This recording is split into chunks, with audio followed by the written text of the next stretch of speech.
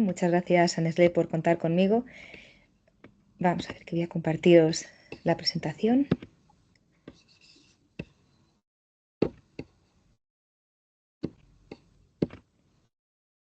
Bueno, pues vamos a hablar de la actualización en alergia a la proteína de leche de vaca, algo que conocéis en gran medida, pero hay alguna novedad. Entonces es lo que vamos a ver hoy. Entonces, por un lado, este va a ser nuestro índice. Vamos a hacer alguna énfasis en las novedades en el tratamiento. Y como introducción, la alergia a la proteína de leche de vaca, pues todos sabemos que es una patología frecuente que vemos en nuestras consultas. Esos niños los está viendo pues, el pediatra de atención primaria o el médico de cabecera, en el caso que no tengan pediatra. Hay veces que el alergólogo, hay veces que o el gastroenterólogo, es decir, que están implicados profesionales de diferentes áreas. Esto lo que produce es una gran variabilidad en la forma de abordar el diagnóstico, el tratamiento, el seguimiento y la prevención. Entonces, para intentar unificar un poco las pautas de actuación de todos, lo que han hecho las sociedades científicas es hacer diferentes consensos. El primero fue en el 2012, que lo hizo la Sociedad Europea de Gastroenterología. El segundo, el último que han hecho ha sido el de la Sociedad Latinoamericana, pero el que nos ocupa y el que más práctico va a ser es precisamente el español, porque nos aúna los gastroenterólogos, los alergólogos y atención primaria con las diferentes sociedades. Y en ese es el que me voy a basar sobre todo con esta actualización. ¿Por qué hablamos de la alergia a la proteína de leche de vaca? Porque es la alergia alimentaria más frecuente en el menor de un año. El punto máximo está en el primer año de vida, sobre todo en los primeros 3-4 meses. Abarca en el 2-3% de la población infantil, pero según el niño se va haciendo cada vez más mayor, va disminuyendo esa prevalencia, siendo excepcional en el mayor de 6 años. Hay que tener mucho cuidado porque los padres perciben esa alergia a la proteína de leche de vaca en los niños con más frecuencia de lo que luego se demuestra mediante la provocación alimentaria oral. Y luego también podemos pensar, pues si toma pecho, no está tomando leche de vaca. Bueno, pues hay que acordarnos de la transferencia de la proteína de leche de vaca por la leche materna. Y las alergias alimentarias están englobadas en ¿qué? Pues en las reacciones adversas de alimentos. Hace unos años las alergias alimentarias eran sinónimos de las mediadas por IgE y dejando el término intolerancia alimentaria para los no mediadas por IgE. Hoy en día lo que se hace es que ese término de intolerancia alimentaria se mantiene, pero para los mediados por mecanismos no inmunológicos. Entonces, así podemos tener una reacción tóxica de si vamos, por ejemplo, al bosque y cogemos una seta y resulta que es una manita muscaria, pues tenemos una reacción tóxica precisamente por esa seta. En el caso, por ejemplo, de tener una intolerancia a la lactosa, pues vamos a tener una intolerancia alimentaria, una intolerancia a la lactosa, debido a un déficit enzimático de la lactasa. Por ejemplo, si tomamos un amoxicilina clavulánico, pues nos va a producir unos síntomas, una diarrea, debido a una reacción adversa por un fármaco que es el clavulánico. Pero esas las dejamos aparte. Nosotros nos vamos con las alergias alimentarias, que son las mediadas por mecanismos inmunológicos. Y ahí están englobadas esas tres. Las mediadas por IgE, que son las clásicas, como hemos hablado, y son las que yo llamo fáciles. Son fáciles porque tienen la clínica muy llamativa, son inmediatas a la toma de la proteína a la que se tenga alergia. Y además para el diagnóstico es más fácil. Tenemos un prick test, tenemos una IgE específica, si tenemos dudas tenemos las pruebas del parche. Luego tenemos las no mediadas por IgE, que los mecanismos inmunológicos son otros diferentes, linfocitos T, inmunocomplejos, es una cosa mixta. Y en estas tenemos tres cuadros que son los clásicos, la proctocolitis, enteropatía y los FPIES, y otros trastornos digestivos leves. Y luego hay algunos eczemas que también entran dentro, el síndrome de Heiner, que es como una especie de hemorragia broncoalveolar, que también se produce por las no mediadas por IgE. Y luego entre medias tenemos algo mixto, que tienen mediados por IgE y no mediados por IgE. Hay algunas dermatitis atópicas que lo son y luego las esofagitis eosinofílicas y gastroenteritis eosinofílicas también. Y los síntomas de la alergia a proteína de leche de vaca, pues son estos que tenemos aquí. Los podemos tener respiratorios, cutáneos, anafilaxia tipo general, que son los clásicos de la alergia IgE mediada. Hay algunos de los gastrointestinales que también los podemos tener, pero habitualmente los gastrointestinales suelen ser la típico de clínica que tienen las alergias no IgE mediadas. Salvo uno de los generales, que serían los síntomas de shock o de sepsis, como vamos a ver luego. Luego, dentro de los gastrointestinales hay un cuadro que es la disfagia, que es clásico de los cuadros mixtos de tipo esofagitis eosinofílica. Entonces, las alergias IgE mediadas se las dejo a los alergólogos, son los que son más fáciles de diagnosticar, pero vamos a ver las no mediadas que no son tan fáciles. Estos tres cuadros son los clásicos. y empezando con el primero, que la proctocolitis alérgica, es una de las más frecuentes. Aparecen los más pequeños, en los menores de 6 meses, y empiezan de forma gradual con deposiciones con sangre y con moco, pero por lo demás el niño está estupendo, no tiene afectación del estado general ni fallo de medro. En ocasiones las mamás y los papás nos cuentan que tienen meteorismo, irritabilidad o por ese sangrado pues aumenta el tránsito, entonces tiene un aumento del número de deposiciones o por ese sangrado también pues una anemia ferropénica. El 60% ocurre en niños que toman lactancia materna y además pueden estar implicados otros alimentos. El clásico en un 30% es la soja. Y hay algún par de estudios que nos hablan que en estos niños, como están tan bien, lo que han hecho ha sido dejar evolucionar el cuadro sin hacer ningún tipo de tratamiento.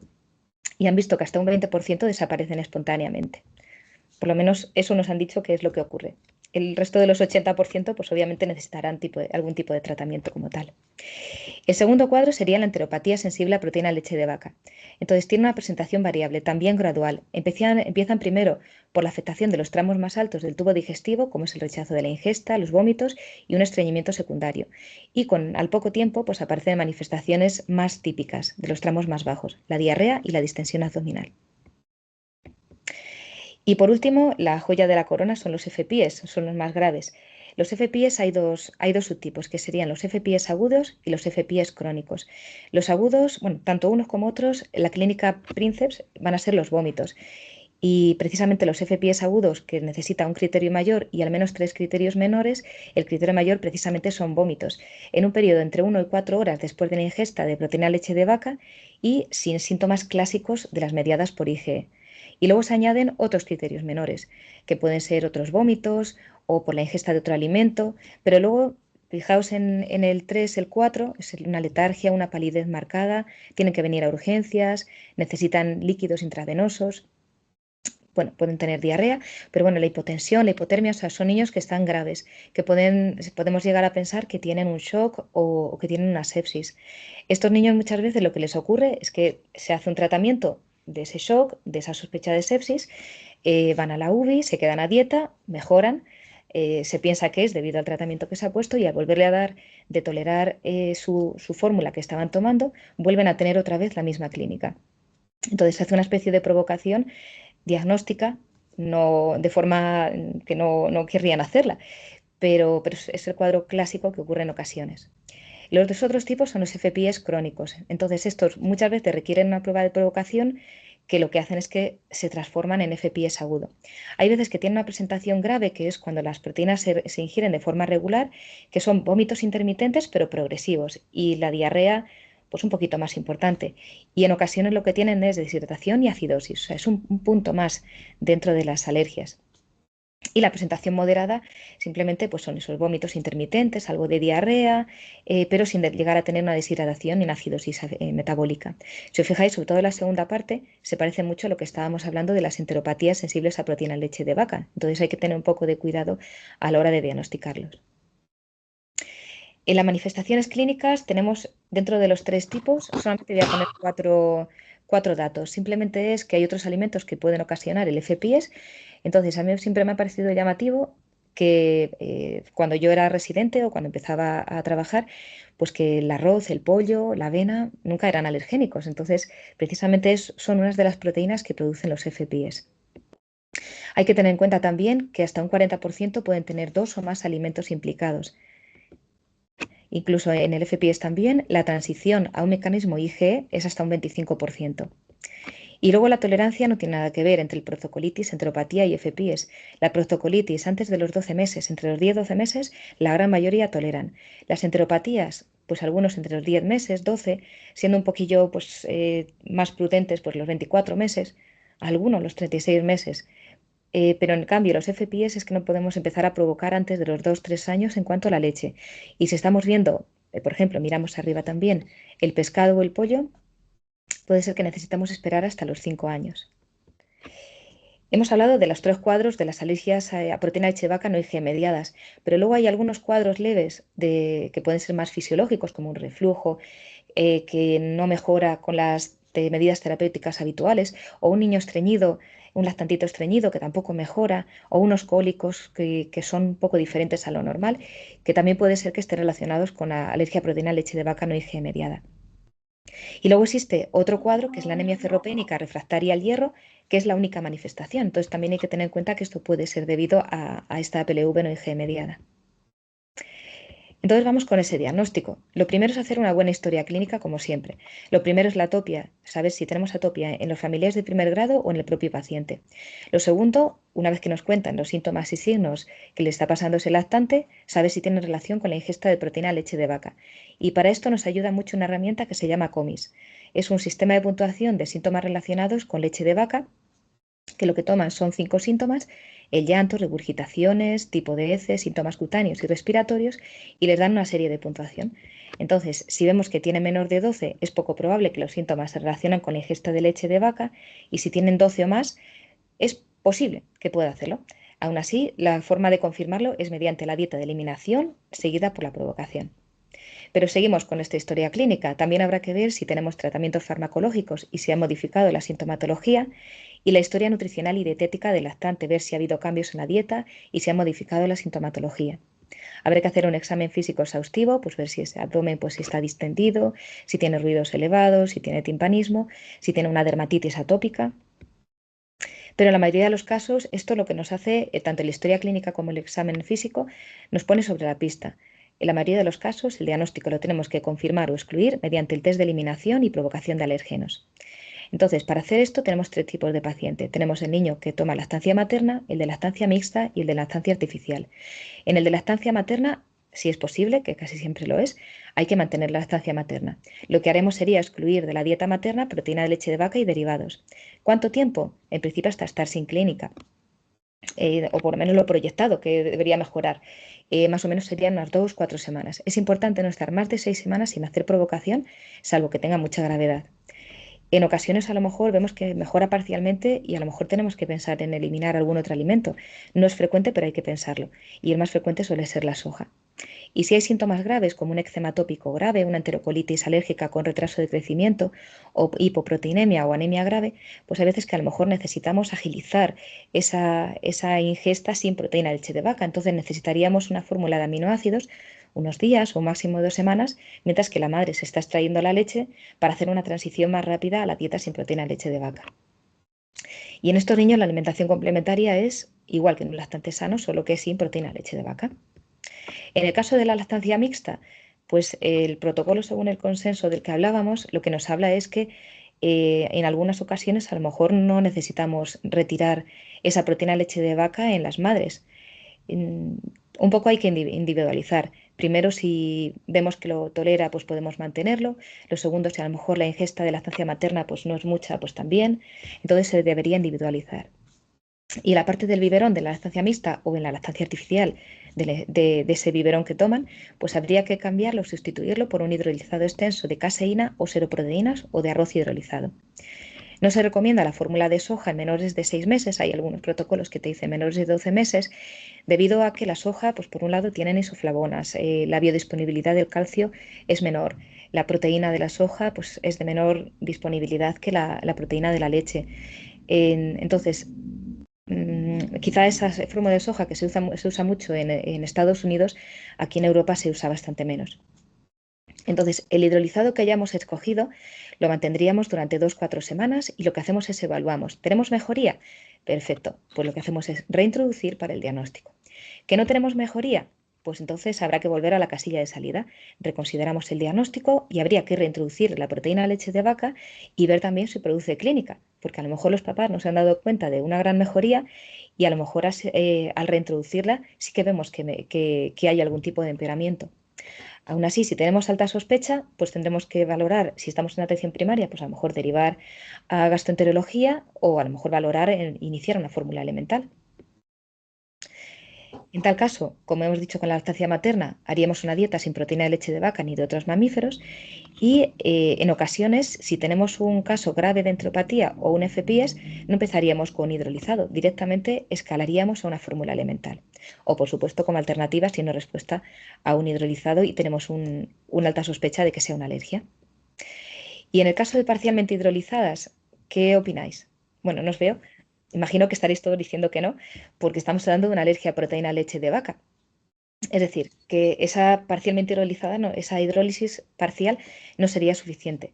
Por otro lado, tenemos bebidas vegetales. También, ¿qué haríamos? Pues tampoco. Estamos hablando de que son lactantitos. Entonces, estas bebidas vegetales, pues que ahora están de moda, de avena, de arroz, de soja, de almendra, pues no serían adecuadas, primero, porque no tienen una proteína demasiado eh, bueno, la proteína, no tienen demasiada proteína, tienen mucho azúcar, la gran mayoría de ellas, la gran mayoría no tienen calcio añadido y encima cada una de ellas pues tiene pues, su extra. En el caso, por ejemplo, de las bebidas de almendras, pues pueden producir en los lactantes pequeños una alcalosis metabólica. En el caso de las bebidas de arroz, pues pueden producir un aumento de arsénico que puede ser perjudicial para ellos. Es decir, que todas estas, nada. ¿Cuándo se espera ver la mejoría? Pues está claro que si tenemos una reacción clínica inmediata, lo veremos prontito, hasta 3-5 días, en niños pues, con angiodema, vómitos, una exacerbación del eczema rápido, hasta 2 semanas cuando es una reacción clínica más tardía, como es una exacerbación del eczema más subagudo o un sangrado rectal, y hasta 4 semanas cuando hay reacciones gastrointestinales que vemos habitualmente, la diarrea crónica o el retraso del crecimiento. Si no hay mejoría en estos plazos, va a ser poco probable la alergia a proteína leche de vaca, pero aún así, si tenemos la sospecha, habrá que añadir otras 2-4 semanas de aminoácidos antes de excluir la alergia a proteína leche de vaca. Entonces, ¿cómo haríamos para hacer esa eliminación? Que ya lo hemos hecho, para hacer esa provocación, es lo que nos tocaría ahora. Pues pacientes con antecedentes claros de síntomas inmediatos o reacciones graves, pues lo primero, si es algo tan inmediato y tan grave, lo primero quizá tendríamos que hacer una exclusión de ser una alergia IgE mediada. Entonces, en estos casos sí que haríamos una IgE específica o un prick test. Y ahí, según que no sea positivo o negativo, pues tendremos que provocar o no. En el caso de que es positivo, ya tenemos el diagnóstico. Podríamos omitir la prueba de provocación oral. Lo que haríamos sería remitir al alergólogo para que, pues quizá un año, cuando ellos decidan, pues hacer una provocación alimentaria que sería una desensibilización. En el caso de que sea negativo, es decir, que tenemos unas dudas de si hay una alergia o no, si pensamos en hacer una provocación, pues habría que hacerlo bajo una estricta supervisión médica. En el caso habitual, que es sin reacciones claras ni severas, lo que haríamos sería hacer esa dieta de eliminación seguida de la provocación. Ahora vemos de qué forma. ¿Cómo lo haríamos si tenemos un bebé que está tomando lactancia materna? Lo que hace la madre es introducir una toma al día de leche o lácteo en la dieta materna y si no hay síntomas progresaríamos. En el caso de las fórmulas, sustituiríamos. Hay muchas formas de hacerlo, también hay que aclararlo, pero una forma, por ejemplo, pues puede ser sustituir cada día una medida, 30 mililitros de la fórmula normal, en unas 2 tomas, dejando el resto de medidas y las demás tomas completas con el hidrolizado. Y si no hay síntomas, lo que hacemos es ir sustituyendo el biberón poco a poco hasta completar todas las tomas. Cosas obvias, si tenemos un proceso intercurrente habrá que posponer. Si estamos introduciendo alimentos, pues habrá que parar, no habrá que introducir alimentos nuevos en ese momento. Y observamos esas 4 semanas haciendo la provocación. ¿Que reaparecen los síntomas? Tenemos ese diagnóstico. ¿Que no reaparecen? Habrá que volver otra vez a la casilla de salida y buscar qué otras cosas pueden estar pasando. ¿Y dónde lo hacemos? Pues en el domicilio, en el caso leve, lo podemos hacer perfectamente. Y siempre que la exclusión haya sido menor de 6 semanas. En el caso de que hayan sido mayor de 6 semanas o que la sintomatología sea grave, habría que hacerlo en el hospital, como hemos dicho. ¿Qué no hacer? Pues en el diagnóstico no se recomienda hacer de forma sistemática pruebas de laboratorio, hacer el prick test o la IgG específica, salvo que tengamos dudas, hacer las pruebas del parche, por supuesto, para esa confirmación, o una realización sistemática de una endoscopia, salvo que obviamente tengamos dudas diagnósticas o no haya respuesta a la dieta de exclusión. Y algo que hay algún artículo por ahí que nos habla de la calprotectina, pues tampoco estaría indicado la utilización sistemática de calprotectina para diagnóstico ni pronóstico. Es cierto que una vez que se ha hecho el diagnóstico, en ocasiones se pueden hacer una prueba de IgE para evaluar el riesgo de reacción inmediata en la futura provocación y ofrecer el pronóstico para el desarrollo de tolerancia futura. Entonces, el tratamiento, bueno, pues ya lo tenemos. Tenemos una dieta sin proteína leche de vaca ni de otros mamíferos y mantendríamos así hasta la provocación. Bueno, ahí parece que estamos en el siglo XXI y nos quedamos ahí. Bueno, pues a lo mejor se puede hacer algo más, hacer un tratamiento más activo. Entonces, hablaríamos de unas casi novedades. Digo casi novedades porque los HMOs ya están en otras fórmulas de inicio, fórmulas de continuación. Entonces, para recordar un poco lo que son los HMOs, vamos a empezar primero con las bases, que es decir, 4 pinceladas de la lactancia materna y que todos conocéis, que es que la madre adapta la leche a las necesidades de su hijo en cada momento. Entonces no es lo mismo el calostro que la leche del pretérmino, que la leche madura. Es diferente incluso en diferentes continentes y lo que está claro es que la leche materna es la manera inigualable de aportar un alimento ideal de cada recién nacido en cada momento de su vida.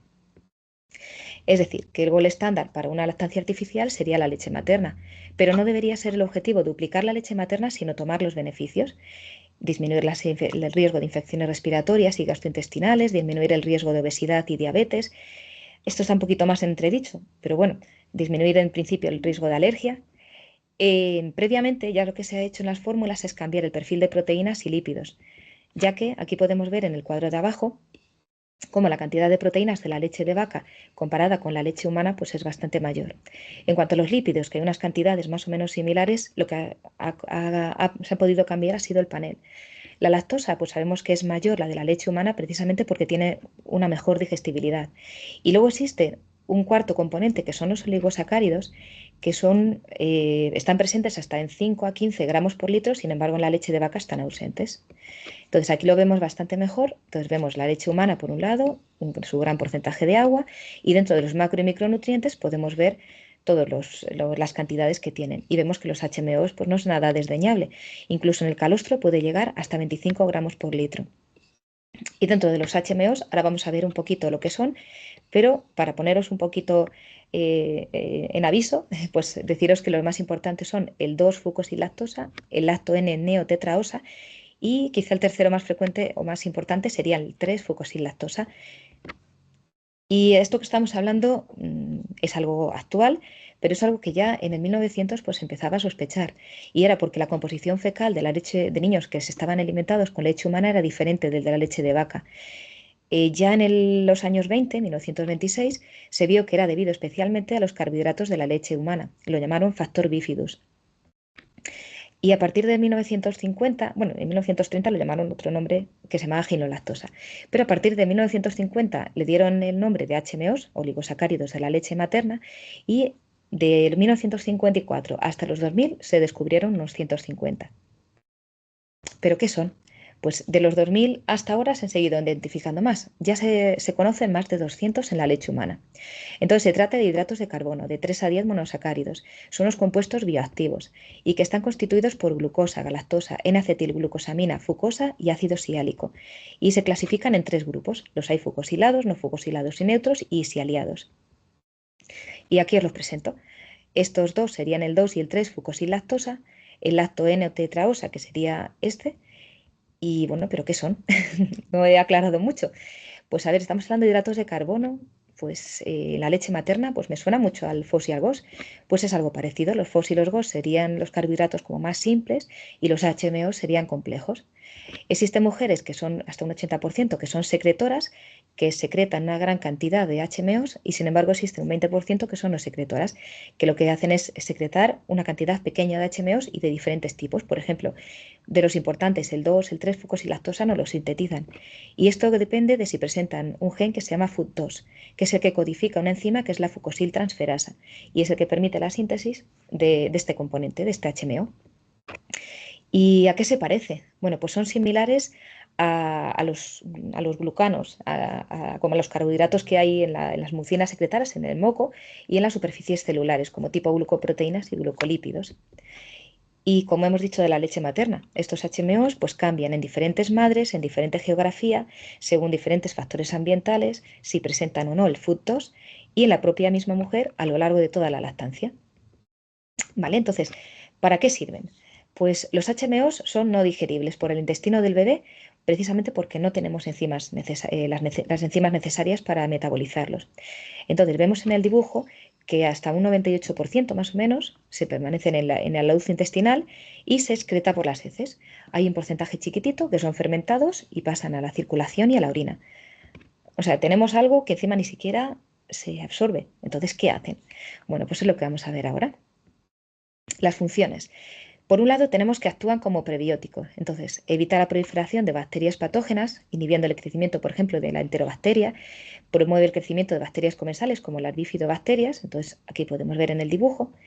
Por otro lado, es algo llamativo que actúa como señuelo del receptor de los microbios. Entonces, aquí en el dibujo podemos ver que lo que hacen sería nuestras células del intestino, con sus vellosidades, se colocan precisamente ahí y tienen como si fuera un receptor para los microbios. Una vez que hay algún microbio que se adhiere, se suelta y va por las heces. Por otro lado, ellos mismos, como tal, modulan el epitelio. Entonces influyen en la propia célula epitelial para modular la expresión génica. Y lo que hacen es que cambian en los glicanos de la superficie celular y lo que producen es una diferente susceptibilidad del epitelio a las infecciones y hacen que madure el enterocito. Más cosas. Además, ellos mismos regulan el sistema inmune, modulan la producción de las citoquinas linfocitarias para hacer una respuesta inmune más equilibrada entre el TH1 y el TH2.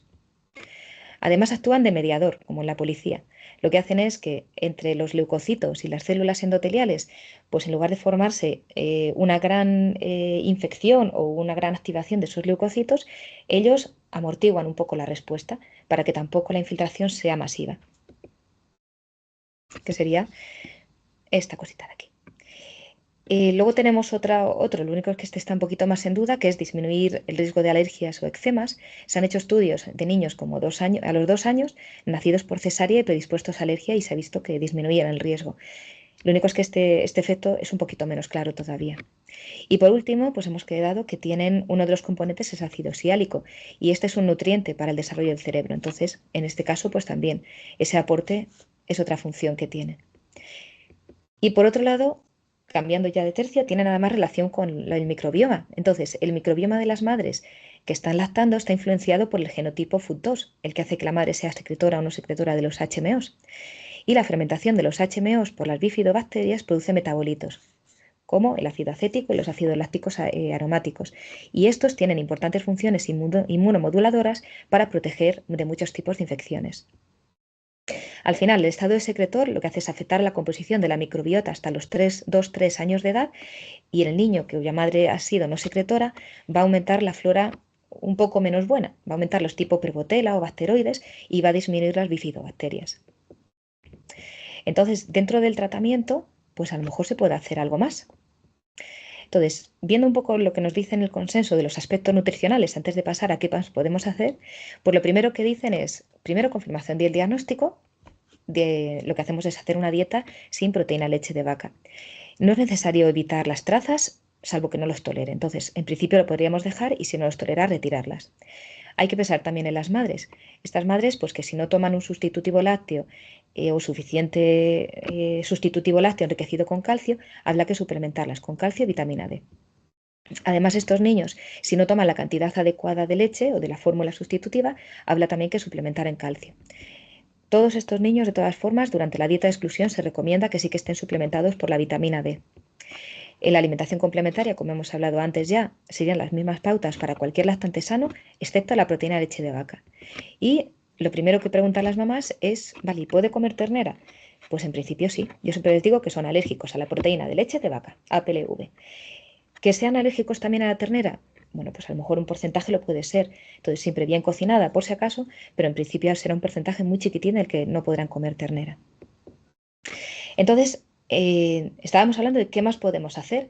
Bueno, pues a lo mejor todos estos beneficios que tienen los HMOs los podríamos aplicar en una fórmula hidrolizada y podríamos tener los beneficios que pueden producirlo, que ya se están poniendo en otras fórmulas de inicio y de continuación, pues intentar que esto ocurra también en una hidrolizada. Entonces, para esto, en el 2020 se hizo un estudio que se llama Cinnamon. Se hicieron 2 subestudios. El primer ensayo clínico para ver si teníamos un crecimiento normal en estos niños que estaban tomando un hidrolizado que era Altera, pero en el que se había añadido HMOs, y comprobar que sea bien tolerada y ver el efecto, precisamente lo que estamos buscando, en la inmunomodulación, en disminuir la tasa de infecciones respiratorias y el uso de antibióticos. Entonces se hizo un ensayo clínico, incontrolado, doble ciego, aleatorizado y multicéntrico, con lactantes de 0 a 6 meses que se habían diagnosticado de APLV, que se hizo un seguimiento hasta los 12 meses de edad. Se vio que sí que se toleraba muy bien, y lo que se hizo en segundo lugar fue un subestudio, que es el de abajo, que se hizo en el 2023, que lo que se buscó fue ver esos HMOs, qué efecto podían tener en el microbioma fetal en esos pacientes lactantes con APLV. Y aquí vemos los resultados. Entonces, lo que se vio fue que Altera con HMOs corrigió parcialmente la disbiosis microbiana con el enriquecimiento de las bifidobacterias de tipo lactante y redujo los valores de la flora perjudicial, como las proteobacterias. Entonces, aquí lo podemos ver. Este sería el control, que es el Altera sin HMOs, el test, que sería Altera con HMOs. Lo que no queremos es, o lo que menos nos gusta, es la flora intestinal tipo adulto, que es, aquí lo podemos ver, que es la que menos bifidobacterium tiene, la que tiene más bacteroides y la que tiene más, aquí, Faecalibacterium. Es decir, que es la que menos nos interesa, la tipo 5.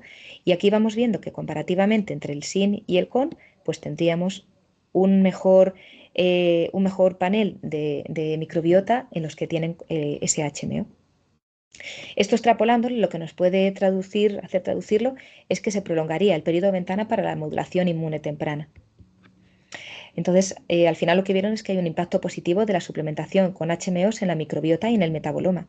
Vieron también que si se hacían los más pequeñitos, obviamente que tienen una microbiota menos formada, pues va a ser más beneficioso que si lo hacemos en los más mayores. Y luego vieron también que la alimentación complementaria puede alterar mucho la microbiota, entonces es importante hacerlo obviamente antes de la alimentación complementaria. Entonces, como conclusión entre los dos estudios, pues que la suplementación de HMOs en un hidrolizado contribuyeron a un microbioma intestinal más saludable y apropiado para la edad en niños que tienen alergia a proteína de leche de vaca y además promoviendo unos efectos inmunomoduladores, que lo que se puede ver es una tasa disminuida de infecciones de tracto respiratorio y otitis media. Entonces, volvemos un poco a nuestra alergia. Vamos a ver ahora un resumen de todo lo que hemos visto. Eh, Tenemos aquí nuestra sospecha de APLV no mediada por IgE. Hacemos nuestra dieta de exclusión. Si no mejora, no tenemos esa alta sospecha, pues tenemos que volver a la casilla de salida. Si tenemos esa alta sospecha, lo que haríamos sería mantener esa dieta de exclusión, incluso considerar la fórmula elemental o en algunos casos incluso endoscopia. En el caso que sí que haya resolución de la clínica, pero no sea un cuadro grave, habría que plantearnos si tenemos dudas de hay un mecanismo IgE o no. En el caso de que pensemos que no, hacemos la provocación diagnóstica, habitualmente se puede hacer en el domicilio. Y en el caso de que sí tengamos esa duda, pues lo que hacemos es la prueba y ya vemos si es positiva o negativa para hacer la provocación. En el caso de que tengamos un caso grave, en principio derivaríamos al especialista. En algunos casos se hace una provocación diagnóstica en el hospital y ahí vemos si es APLV o no. ¿Y estos niños qué pasa con ellos? Pues en las formas leves y moderadas habría que ir valorando la adquisición de tolerancia cada 3-6 meses. Entonces estos niños que se han dejado sin proteína de leche de vaca, lo que se hace es que se mantiene durante unos meses, habitualmente sí, como unos 6 mesecitos, sin la proteína de la leche y luego lo que intentamos es introducirla. ¿Que tenemos datos de riesgo de comenzar con un mecanismo IgE? Hacemos ese prick test o esa IgE específica. Que no, podríamos hacer la prueba de tolerancia incluso en el domicilio. Y ahí ver si tenemos una persistencia de alergia a proteína de leche de vaca, lo que nos llevaría de nuevo aquí a valorar la adquisición de nuevo cada 3-6 meses y volver a hacer el mismo camino. O si hubiera resuelto ya la alergia a proteína de leche de vaca. En los casos graves, una vez que ya pensamos en valorar esa adquisición de tolerancia, en casi todos, por no decir en todos, habría que hacer un prick test o una IgE específica. La tolerancia habría que hacerla en el hospital y ahí ya volvemos a ver si es persistente la alergia a proteína de leche de vaca. Volvemos a intentar pasados 6 meses o 12. Si ya se ha resuelto, fantástico, nos olvidamos. ¿Cómo se haría en el domicilio? Pues se recomienda primero, también hay varias pautas, pero siempre lo que se recomienda es que sea algo escalonado. Entonces, una forma de hacerlo escalonada en 4 semanas podría ser con productos horneados con trazas o pequeñas porciones de leche de vaca, como galletas, bollería, sobre todo casera, o pan que contenga leche. La segunda semana iríamos con el yogur natural de poco en poco, unas cucharaditas y vamos aumentando. La tercera semana con los quesos, empezamos con quesos frescos o petit suisse y luego ya con quesos curados suaves. Y en la cuarta semana ya sí, introducimos la leche de poco en poco. El futuro de estos niños es favorable en la mayoría de los pacientes. Se sabe que tiene una tolerancia global entre mediada y no mediada por IgE hasta un 40% al año de vida. Obviamente la no mediada por IgE aumenta más.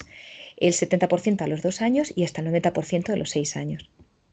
En los difíciles, bueno, hay esperanza. Está la inmunoterapia oral para por lo menos intentar evitar que tengan una anafilaxia o que tengan clínica con cantidades chiquititas de leche. Y luego tendríamos también el omalizumab. Hay niños que lo que consiguen a lo mejor es llegar a los alimentos cocinados, al yogur, a los quesos y a lo mejor no a la leche, pero sí consiguen llevar este primer paso. Y luego recordar las predisposiciones genéticas de alergia a inhalantes y a otros alimentos. Y hay que tener mucho ojo porque hay niños que hemos diagnosticado posteriormente de esofagitis eosinofílica y esta ha empezado, al empezar a intentar desensibilizar, al empezar a dar una inmunoterapia oral, es como que ha despertado esa esofagitis eosinofílica. Un poco prevención primaria y desmontando algunos mitos. Antiguamente pues se pensaba casi lo contrario de lo que voy a decir, pero hoy en día lo que se ve es que no se recomienda eliminar el alimento, en este caso la proteína de la leche, en la dieta materna en el embarazo y las madres lactantes como medida de prevención. Tampoco el retrasar el inicio de la alimentación complementaria o el inicio de algunos alimentos. Por ejemplo, de hecho, cuanto antes los introduzcamos, en algunos casos mejor. Hay varios estudios que están de acuerdo con esto. El estudio LIP de hace unos años, el ELIT, estos que han sido con el cacahuete, introducidos muy precozmente, han conseguido tolerar en niños que tenían una predisposición alta a la alergia a los frutos secos, han conseguido tolerar el cacahuete. Por ejemplo, el estudio PETIT se ha hecho con el huevo a los 6 meses y lo han tolerado perfectamente. Parece que hay un periodo ventana en esos meses que podemos intentar aprovecharlo. La lactancia materna por ahora no se ha observado que prevenga alergias, aunque sí es verdad que hay muchos estudios para intentar ver si lo hay o no. Por otro lado, el tratamiento de la dermatitis atópica no previene la alergia alimentaria, aunque sí es verdad que la dermatitis atópica sí puede aumentar el riesgo de sensibilización. Por otro lado, los pro y prebióticos en embarazo y lactancia, no existe evidencia de que tengan ningún rol en la prevención de la alergia a alimentos, pero es verdad que disminuye los eczemas. Y luego también hay una hipótesis que es también muy interesante y es que la dieta saludable en el primer y el segundo año de vida reduce el riesgo de alergia. De momento es una hipótesis, pero parece que hay componentes inmunomoduladores en frutas y en verduras. Y luego me he dejado una también, que es una también muy interesante, que es el déficit de la vitamina D puede facilitar que tengamos alergia. ¿Cuándo derivar al gastropediatra? Pues obviamente las formas graves de alergias no IG mediadas o sospecha de FEPIES, cuando haya dudas, o después el diagnóstico para el seguimiento, pues un poco individualizar. Si es un cuadro que es muy leve, que es fácil que se pueda seguir en atención primaria, pues perfecto. ¿Qué pruebas hacer antes de derivar? La eliminación y provocación diagnóstica, si es posible. No es necesario hacer pruebas y no es preciso hacer calprotectina ni ninguna otra prueba más. Ya como mensajes para llevar a casa, la alergia a proteína de vaca, hemos dicho que es la alergia alimentaria más frecuente en niños menores de un año. Importantísimo para el diagnóstico, la historia clínica que nos pone sobre la pista, pero sobre todo la prueba de exclusión-provocación, el tratamiento, que de momento es la exclusión de las proteínas de leche de vaca, con lactancia materna, fórmulas extensamente hidrolizadas o fórmula elemental. Pero quizás esta la novedad es el futuro de la nutrición infantil, está en la mejoría en la alimentación, conociendo cada vez más sobre la genética y el microbioma. Si es posible, actuar en la ventana de oportunidad de los 1000 días y sobre todo en los primeros 3-6 meses. Los HMO son diferentes de los probióticos y también diferentes de los prebióticos, es una de las funciones. Entonces, hemos visto de las funciones que tienen esos HMOs, también la relación con el microbioma y lo más importante es la inmunomodulación. Aún no se conoce toda la importancia de la nutrición como tratamiento funcional y por último la novedad en el tratamiento de la APLV, un tratamiento más activo, no solamente quedarnos quietos, quitar la proteína, sino intentar actuar un poquito más con esos HMOs.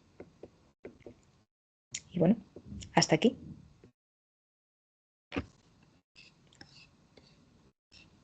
Muy bien, pues ahora continuamos con Isabel. Si tenéis alguna duda sobre la presentación que ha hecho Soraya, pues si os parece lo podéis ir poniendo por el chat y luego pues Soraya que vaya contestando, si os parece bien. ¿Vale? Adelante, Isabel. Hola, buenas tardes a todos. Bueno, soy Isabel, médico de familia aquí en Ciudad Real, en el centro número 2. Y bueno, también pues médico integrativo. Bueno, os vengo a hablar de, ¿no? de la importancia, ¿no? de muchas veces de los probióticos a nivel de salud, ¿no? Puesto que vivimos en un entorno disbiótico, como siempre os comento, ¿no? Al final tenemos que aportarlas. Esperar que os comparta pantalla, ¿vale? Y empezamos. A ver, vale, aquí estamos. Presentar. Vale. Lo estáis viendo, ¿verdad? Vale, comenzamos. Sí, Bueno, pues perfecto. eso es, vale. Hasta hace nada, ¿vale? ¿No? Prácticamente nadie hablaba de la microbiota, ¿no? Y como vemos aquí en este gráfico de PubMed, ¿no? Un buscador de artículos científicos médicos, ¿no? Como en los últimos años, ¿no? Ha habido un incremento de lo que es todo de los estudios frente a la microbiota, ¿no? Y es ¿por qué es tan importante esta microbiota, ¿no? Y es lo que os voy a intentar comentar hoy. Vale, lo primero, ¿qué es la microbiota, ¿no? Para que quien esté un poco menos familiarizado con este tipo de concepto, ¿no? Pues al final es esa pequeña, ¿no? Pequeña fauna que habita, ¿no? El conjunto de pequeños bichitos que habitan que colonizan nuestras mucosas, ¿no? Entonces, bueno, ¿de qué forma parte, no? Pues está compuesta pues, por bacterias, por hongos, por virus, por levaduras, por probacterias, ¿no? Que conviven con nosotros en un equilibrio dinámico, es decir, hay como una especie de relación simbiótica, ¿no? Entre estas bacterias, estas levaduras, estos hongos, no patógenos, y que nosotros le beneficiamos a ellos porque se alimentan de lo que le damos y ellos nos dan cosas buenas, ¿no? Es como una relación simbiótica, ¿no? Entonces, bueno, ¿dónde tenemos esta microbiota, no? Pues este tipo de bacterias, hongos, virus colonizan, ¿vale? Tractos como por ejemplo respiratorio, como el oral, ¿vale? Como la piel, como la vagina, y por supuesto, por excelencia, la más importante es la microbiota intestinal y la más diversa, ¿vale? Entonces, ¿por qué os vengo a hablar hoy de esto? ¿No? Porque al final ya sabemos, ¿no? que la salud muchas veces radica en nuestro intestino. ¿Y de qué se encarga nuestra microbiota? ¿No? Ya no solamente la intestinal, sino la respiratoria o la cutánea. Pues bueno, a nivel intestinal nos ayuda a digerir alimentos, ¿vale? Nos ayuda a eliminar tóxicos. La microbiota intestinal es esa primera barrera a la que se enfrentan los alimentos, ¿no? Y la primera barrera, la primera trinchera a la que nos enfrentamos, ¿no? A nivel intestinal. Por tanto, se encarga de eliminar y de neutralizar tóxicos. Además, nos ayuda a sintetizar vitaminas como la vitamina K, la vitamina B, neurotransmisores como la serotonina a nivel intestinal, ¿vale? Tan implicados, por ejemplo, en la motilidad intestinal. Además, nos protege frente a patógenos, como os he comentado, es esa primera trinchera a la que se enfrentan a nivel intestinal. Nos mantiene la barrera intestinal, que eso es fundamental, ¿no? Soraya nos ha comentado, nos ha hablado de la tolerancia inmunitaria. Una de las aspectos más importantes para que se mantenga esa tolerancia inmunitaria es no enfadar al sistema inmune. Y esa barrera intestinal firmemente unida es fundamental para generar tolerancia inmunitaria, ¿vale? De ahí que como explicaré ahora en la siguiente diapositiva, la importancia de mantener una buena microbiota intestinal. Como vemos aquí, ¿vale? En esta diapositiva que a mí me gusta mucho, ¿no? Siempre comentarla yo creo que en prácticamente todos los cursos que imparto, ¿vale? Es una gráfica de un intestino, ¿vale? Por un lado, en el lado izquierdo vemos un intestino saludable y en el lado derecho vemos un intestino permeable, ¿vale? Nuestro intestino está formado por enterocitos, que son las celulitas que vemos aquí en la parte inferior, ¿vale? Y por encima de esas celulitas encontramos la capa de moco que nos protege y por encima la capa microbiota. Nuestra microbiota establece relaciones estrechas y directas con el sistema inmune, ¿vale? Que se encuentra en estos enterocitos por aquí, ¿vale? Pues formando parte, pues como las células de Langerhans, las placas de Peyer, ¿no? Que están llenas de células de la defensa pendiente a actuar, ¿no? La microbiota, en función de lo que reciba, generará una respuesta, pues, reactiva o una respuesta no reactiva. Si yo como bien, como saludable, hago ejercicio, mi microbiota estará en consonancia con mi sistema inmune y le mandará WhatsApp señales positivas, generando un estado de tolerancia inmunitaria.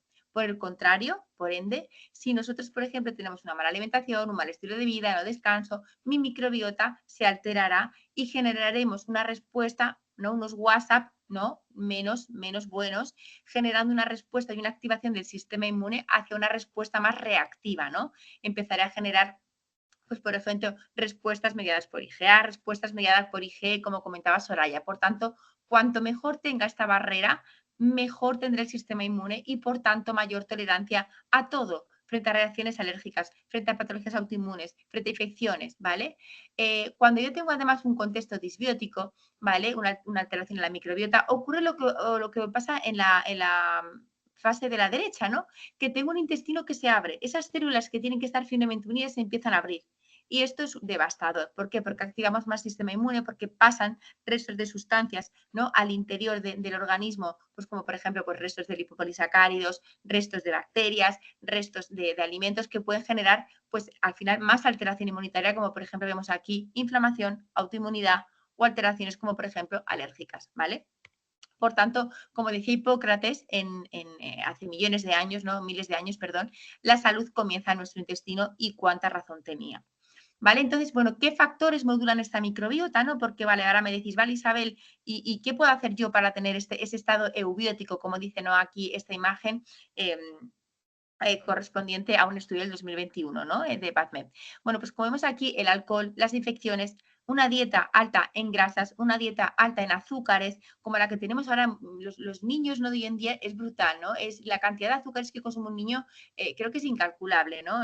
Hoy en el cole de mi pequeñajo había una fiesta de estas del otoño y al final prevalecemos siempre, ¿no? Por alimentos, pues bizcochos con azúcar, alimentos con muchos azúcares, y todo esto modula la microbiota y hace que sea disbiótica. El estrés, ¿vale? Los tóxicos, las drogas, el estilo de vida es fundamental. El no descanso, ¿vale? Puede condicionar a tener un estado disbiótico de nuestra microbiota. ¿Y qué ocurre con esto? Pues que al final nuestra microbiota conecta con todos los sistemas, ya sea con el cerebro, con nuestra piel, con nuestro hígado, y cualquier alteración a nivel intestinal puede repercutir a nivel no solamente neurológico, sino cutáneo, sino de cualquier parte de nuestro organismo. Por tanto, es fundamental, ¿vale? Lo que ocurre en el intestino resuena en el resto del organismo. Es una frase que siempre me gusta deciros porque es así. Vale, entonces, bueno, ahora hablando un poco más de niños, ¿no? Que hemos venido a hablar hoy sobre este tema. ¿Por qué es tan importante, ¿no? La microbiota y empezar a modularla desde pequeñitos? Porque existe, ¿no? Esta ventana de oportunidades que hablaba también Soraya. Estos primeros 1000 días, ¿no? De estos pequeñajos, de esta microbiota, modulará el sistema inmune, ¿vale? A largo plazo, ¿no? Y depende de cómo modulemos esta microbiota los 2 primeros años de vida, así condicionará mi sistema inmune.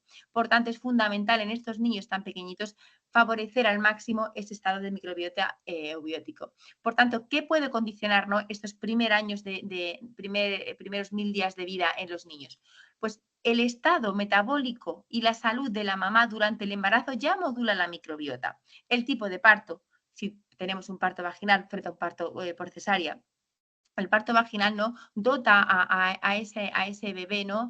De millones de patógenos positivos que modularán esa microbiota, ¿no? Se ha visto como niños nacidos por cesárea tienen una microbiota menos diversa, ¿no? Por eso la importancia ya de muchas matronas, ¿no? Que al nacimiento cogen un papel, un trapito, lo pasan por la vagina de la mamá y lo pasan por la piel del niño para que adquiera esa microbiota, ¿vale? El tipo de alimentación, sabemos que la lactancia materna incrementa la diversidad un 1000 por 1000 respecto a los niños que se alimentan con lactancia artificial. Por tanto, los factores ambientales, se ha visto que los niños que viven en el campo, que tienen más contacto con la naturaleza o que tienen mascotas, tienen una microbiota más diversa. La exposición a antibióticos, ¿no? Como sabemos, como los niños que están expuestos a muchas tandas de antibióticos, se reduce hasta un 50-60% esta microbiota. Y, por supuesto, la exposición a tóxicos. Esto es algo importante, ¿no? Pues niños que sus mamás fuman, niños que sus mamás pues a lo mejor viven en casas, pues por ejemplo, pues con muchas humedades, con mohos o cerca de ciudades, de fábricas, como se ha visto que puede modular incluso la microbiota del niño, ¿vale?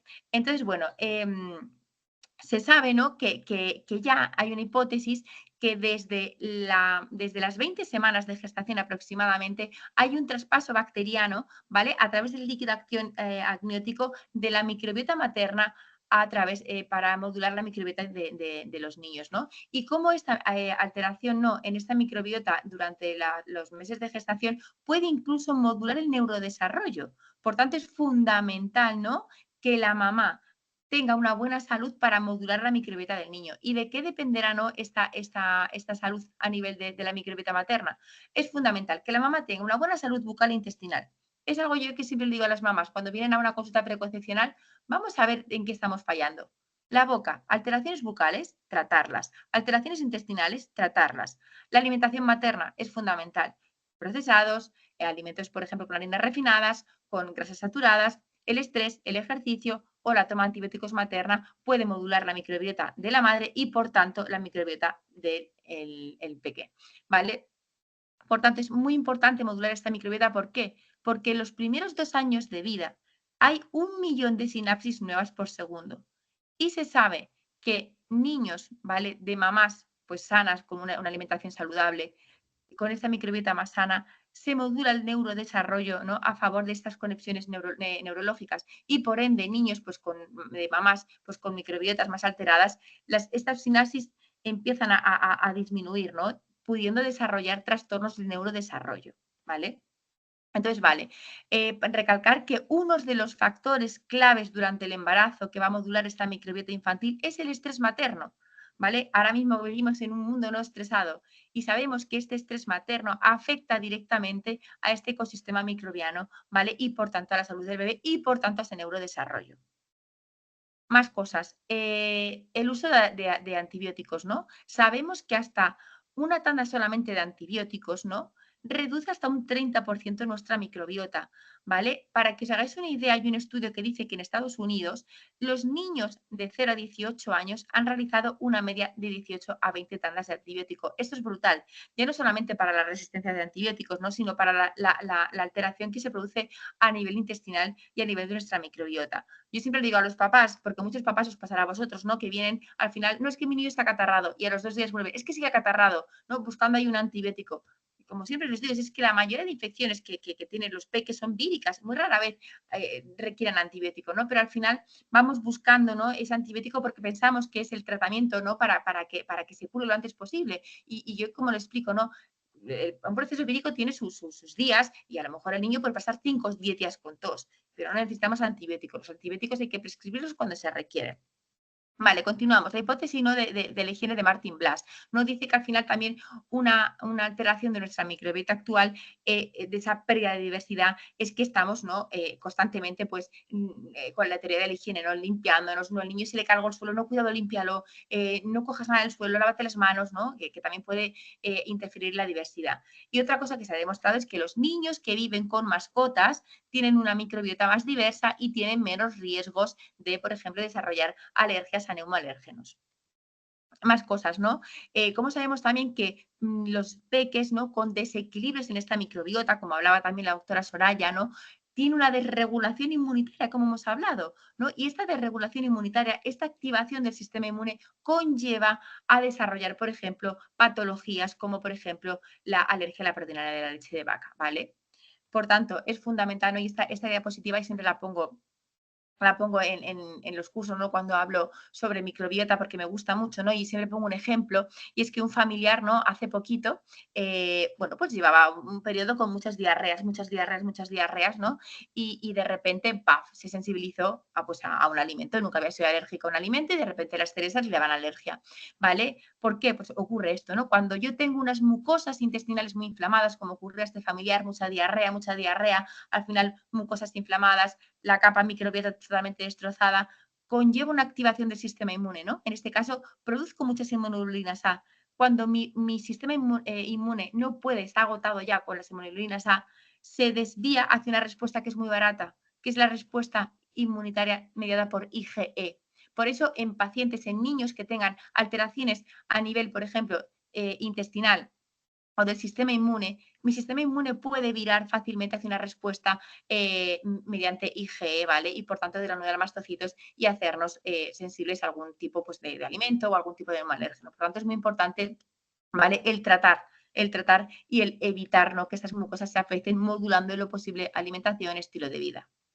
Vale, este es un estudio que a mí me gusta mucho, ¿no?, donde hablan la importancia, ¿no?, porque decís, vale, ¿y cómo se ha demostrado todo esto? Bueno, pues este es un estudio donde hablaban de unos ratoncitos que se llaman los ratoncitos Gen-Free, que son ratoncitos que no tienen microbiota, ¿no?, a los que les han quitado la microbiota, y vieron cómo estos ratoncitos tenían una desorganización del sistema nervioso central y, por tanto, una alteración del sistema inmune, ¿no? Y cuando a estos ratoncitos Gen-Free les inoculaban microbiota, veían cómo de repente empezaban a aparecer conexiones sinápticas, una neurogénesis, empezaba a formarse la barrera hematoencefálica y empezaba a haber un proceso de milenización, ¿no? Por tanto, es muy importante, ¿no?, el papel de la microbiota, ¿vale? En este caso, hablando del neurodesarrollo.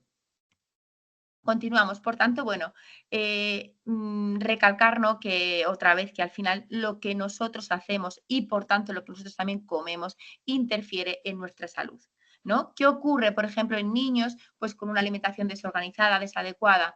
Pues que se reducen cepas como bifidobacterias, como lactobacillus, reducimos la diversidad, que esto es importante, ¿no? Al final nuestra microbiota cuanto más diversa sea, mejor. cuanto más diferente número tenga de bacterias, mejor. Es importante tener una microbiota amplia y diversa. Y el comer, alimentarnos de forma pues, errónea, alimentarnos con exceso de procesados, reduce mucho las cepas de lacto, de bifidobacterias y, por tanto, incrementa el número de bacterias no beneficiosas que me modularán un sistema inmune, desorganizándomelo y pudiéndome provocar patologías de cualquier índole. Entonces, bueno, pues esto es un pequeño resumen, ¿no? de una mamá que hace poquito vino al centro de salud y yo le pregunté, ¿no? Porque el niño, bueno, pues tenía dolores de barriga, estaba muy quejicoso, pero bueno, todas las pruebas eran normales y yo le pregunté, bueno, ¿qué come el niño? Y me dice, pues por la mañana se toma un colacao y después a media mañana le echo un zumo con unas galletas. Y la comida, pues bueno, pues suele comer, pues porque no le gusta mucho la verdura, come macarrones, come arroz y un poco de luego de postre siempre un yogur, ¿no? De tipo de azucarado de fresa. Y luego, pues como estamos, porque era verano, como estamos en verano, pues mínimo 1 o 2 heladitos de esos pequeñitos se toman. Total, que hablando con la madre, digo, es que prácticamente estamos rozando los 100 gramos de azúcar libre, ¿no? Al día por niño. Esto es una bestialidad y es una gran epidemia, ¿no? Y ayer hablamos también con un endocrino, que el 60% de la población aquí, por ejemplo, en Ciudad Real, tiene obesidad o sobrepeso. Y cada vez más niños. Y aquí tenemos que trabajar todos, ¿no? Intentando, ¿no? Los pediatras, los médicos, enfermería, auxiliares, cualquier personal sanitario, intentar modular la alimentación de los niños porque es devastadora. Y esta alimentación es la que nos condiciona, ¿no? Tener unas microbiotas totalmente erráticas, totalmente disbióticas, cada vez con más patologías digestivas, cada vez con sistemas inmunes más reactivos, cada vez con más sensibilidades, cada vez con más alergias, ¿no? Porque al final llevamos una alimentación, pues eso, totalmente errática y nuestros genes no están hechos para tolerar ese tipo de alimentos, ¿no? Y lo que tenemos que intentar es modularlo de la manera posible y aparte que ese tipo de alimentos desplaza el consumo de alimentos como verduras, vegetales, que prácticamente es nulo, es que es nulo en muchos niños. Por tanto, aquí tenemos un papel no muy importante nosotros, como pongo aquí, que es una ventana de oportunidades en estos primeros 1000 días de vida. Entonces, bueno, pues puesto que vivimos en un estado disbiótico, porque es así, ¿no? Todos vivimos en un estado disbiótico, al final tenemos que recurrir a incrementar esa diversidad, ¿no? Con algo, ¿no? Como yo siempre digo, nuestro intestino es como una especie de estadio de Wembley, ¿no? Cuando, por ejemplo, actúa Coldplay, que tiene que estar toda la gente muy apiñada, ¿no? Esas bacterias muy apiñadas y muy, muy, muy lleno, ¿no? Y ahora mismo nuestros intestinos están, los pobrecicos, vacíos, ¿no? Hay un concierto muy vacío y tenemos que intentar llenar el concierto al máximo, ¿no? Entonces, una de las formas que tenemos es aportando probióticos, ¿no? Puesto que ya de por sí mi microbiota es escasa y es poco diversa, pues al final tenemos que recurrir a ellos y aportarla, ¿vale? ¿Qué son los probióticos? Bueno, pues son estos pequeños, ¿no? Microorganismos vivos que al administrarse en pequeñas cantidades, ¿no? Actúan y le proporcionan un beneficio a ese huésped, ¿no? Ya que no lo tengo, pues lo aporto, ¿vale? Entonces, bueno, pues es importante que estos probióticos no nos vale cualquiera. No me vale comprar un probiótico, pues que, por ejemplo, me compran en un supermercado, como hay ahora muchos, ¿no? Los probióticos tienen que tener una regulación, ¿vale? Que está descrita por la EFSA, ¿vale? Porque cualquier probiótico no puede entrar en esos estándares de calidad. Entonces, ¿en qué nos tenemos que fijar a la hora de elegir un probiótico? Disculpar. Pues mira, lo primero que tenemos que fijarnos es en conocer la cepa, ¿no? El género y la especie, ¿no? Entonces, siempre que compremos un probiótico, tiene que describirnos, punto 1, el género. En este caso, cuando hablamos de género, hablamos de lactobacillus, de bifidobacterias, ¿vale? Como vemos aquí en la imagen de la izquierda, ¿vale? Esta es la tapa, ¿no? de un probiótico donde vemos que en este caso es un lactobacillus, ¿vale? Nos tiene que describir la especie, en este caso es un rhamnosus, género lactobacillus, especie rhamnosus. Y nos tiene que decir la cepa, en este caso es la cepa GG con apellido ATC 53103, ¿vale? Es muy importante, ¿vale? Elegir la cepa, ¿vale? Porque en función de la cepa que elijamos, del género y de la especie, tendremos un tipo de función o otro. No es lo mismo un Lactobacillus rhamnosus GG que el efecto que tiene que un Lactobacillus rhamnosus DSM4, por ejemplo, ¿vale? ¿Qué más tenemos que fijarnos a la hora de elegir un probiótico? Nos tenemos que fijar en las unidades formadoras de colonias, lo que aparece en los probióticos como UFC, ¿vale? Que son las cantidades de bacterias vivas que contiene el probiótico. Se sabe y los diferentes estudios nos dicen que la dosis mínima eficaz para que ese probiótico colonice a nivel intestinal y sea eficaz, requerimos de por lo menos 1 por 10 a la 9, ¿vale? Y esta dosis es dependiente de dosis. Si yo, por ejemplo, aporto un probiótico, como por ejemplo podemos comprar en algunos supermercados, que me pone, incluye con probióticos, lactobacillus, no me indica ni la cepa, ni el género, ni me especifica el número de colonias, pues prácticamente seguramente no llegan al intestino, ¿vale? Por tanto, es importante elegir las cepas específicas, ¿vale? Entonces, mínimo que contengan al menos 1/10⁹, ¿vale? Como vemos aquí en este probiótico, también nos especifica el género, la especie, Lactobacillus rhamnosus UGG, y nos dice, ¿vale?, que por 9 gotas del producto estamos aportando 1/10⁻. Por tanto, sería un probiótico apto, ¿vale? ¿Qué más tenemos que fijarnos? En el shelf life, ¿vale? El shelf life es como una especie de fecha de caducidad, ¿vale? En la que nos dice hasta cuándo esas cepas se mantienen vivas, ¿vale? Por tanto, es importante elegir las cepas, ¿vale? Que nos incluya el shelf life y que nos incluya las unidades formadoras de colonia, ¿vale? Otra cosa que también es importante, ahora no se lleva mucho probióticos multicepa, que incluyan no sé cuántas cepas de lactobacillus, no sé cuántas cepas de bifidobacterias. Muchas veces, cuando incluimos muchas cepas en el mismo probiótico, muchas cepas son multitud y a veces luchan entre ellas. Es mejor y más eficaz incluir una cepa, ¿vale?, con un fin específico que no un multicepa, ¿vale? Elegiremos multicepa a lo mejor cuando queremos hacer pues alguna repoblación muy amplia, pero muchas veces las multicepas incluso suelen sentar mal. Cuando, por ejemplo, tenemos un paciente con patología digestiva, si encima le metemos muchas multicepas, no muchas lactobacillus, muchas bifidobacterias, a veces pueden generar gases, malestar intestinal y sobre todo los niños, ¿no?, que a veces le damos estos probióticos multicepa y dicen, uff, es que le ha dado al pobre niño unos gases, es mejor elegir un probiótico con una cepa adecuada que con muchas. Vale, entonces, ¿qué beneficios nos aportan estos probióticos? Pues bueno, prácticamente muchísimos, ¿no? Y en función del probiótico, pero bueno, a grandes rasgos, ¿vale? Para explicaros aquí, pues bueno, los probióticos tienen efecto inmunomodulador, mejoran la función barrera, incluso hay probióticos específicos para mejorar a nivel lipídico, tienen efectos antioxidantes, ¿vale? Nos ayudan a metabolizar las disacaridasas, ¿vale? Nos ayudan, por ejemplo, pues en casos de intolerancias a lactosas, otras disacaridasas, a mejorar esa entidad, puesto que modulan, ¿vale? Como vemos aquí en esta imagen, si veis aquí los enterocitos, ¿vale? Tienen como unos pequeños pelitos en la punta.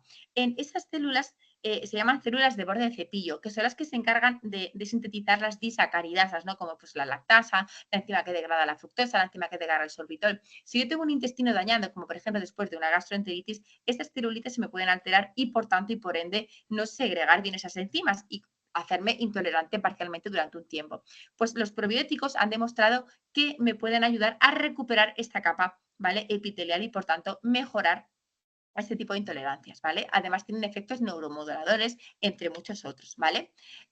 Importante, que esta pregunta también me la hacéis mucho, ¿desde qué edad podemos aportar un probiótico? Pues a ver, en realidad se pueden aportar desde el nacimiento, pero hay que dar unas cepas específicas con evidencia científica, es decir, no todo vale. Sabemos que cepas con seguridad desde el nacimiento pueden ser cualquier bifidobacteria, ¿vale? Porque no tenemos ninguna interacción en ningún aspecto. Y que, por ejemplo, sí que tenemos que tener cuidado, ¿vale?, en bebés muy prematuros, ¿vale?, o que sean portadores de algún catéter, ¿vale? Porque se ha demostrado, bueno, pues que puede haber algún riesgo de infecciones, sobre todo el manipular el probiótico, ¿no? Jamás, ¿no?, abrir un probiótico en bebés prematuros o que tengan portador de catéter. Entonces, siempre tenemos que seleccionar en ese tipo de bebés, pues mejor lactobacillus, por ejemplo, productores de L-lactato y no de D-lactato, ¿vale?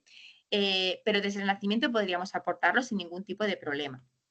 Vale, ¿qué beneficios, no? Vamos a ir un poco por patologías, ¿no?, en la que podemos utilizar este tipo de probióticos, ¿no? Pues en diarrea aguda de la infancia. Sabemos que, por ejemplo, cepas de Lactobacillus rhamnosus GG o Saccharomyces boulardii tienen eficacia y que disminuyen la duración de la diarrea. Respecto a los niños que no toman, ¿vale?, probióticos, hay una diferencia de hasta 36 horas, ¿no? Sabemos que los niños que toman probióticos, la diarrea tiene una duración menor que los niños que no lo toman, ¿vale? Además, se ha demostrado, ¿vale?, como pongo aquí en el estudio de la parte inferior, del 2020, que los niños que consumen probióticos durante, por ejemplo, las diarreas, tienen menos números de complicaciones y menor riesgo de ingreso, ¿vale? Estudios, además, evidencia científica con las cepas Lactobacillus rhamnosus GG, siempre con unas unidades formadoras de colonia de mínimo 1/10⁻, ¿vale?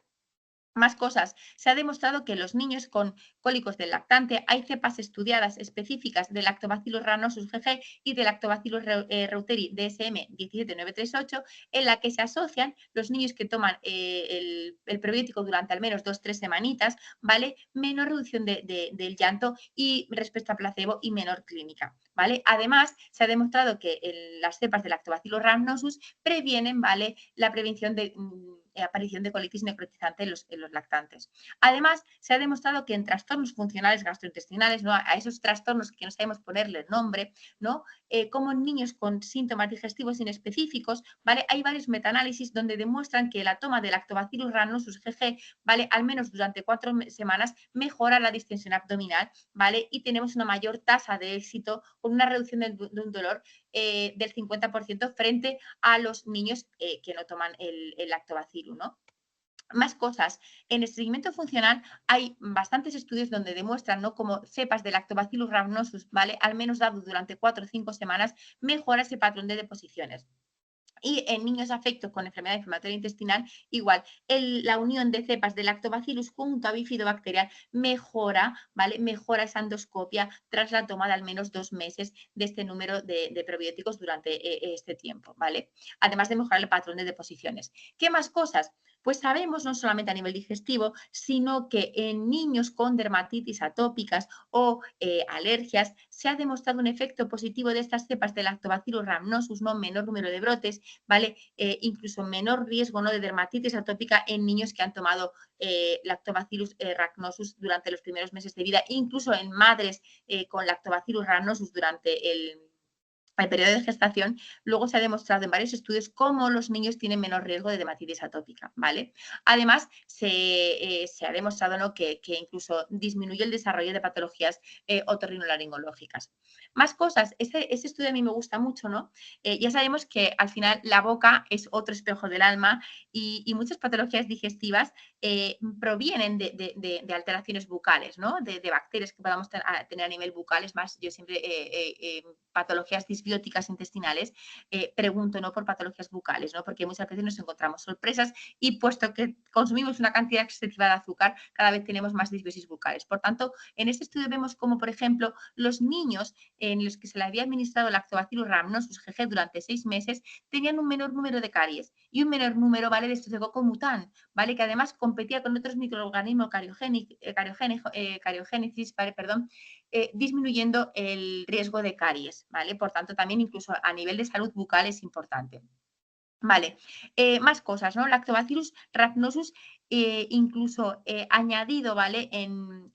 Por ejemplo, leches extensamente hidrolizadas, igual se ha demostrado una mayor adquisición de tolerancia a este tipo de leches, ¿vale? Incluso se han detectado en heces de lactantes suplementados, ¿vale?, con este tipo de fórmulas artificiales y probióticos, ¿vale?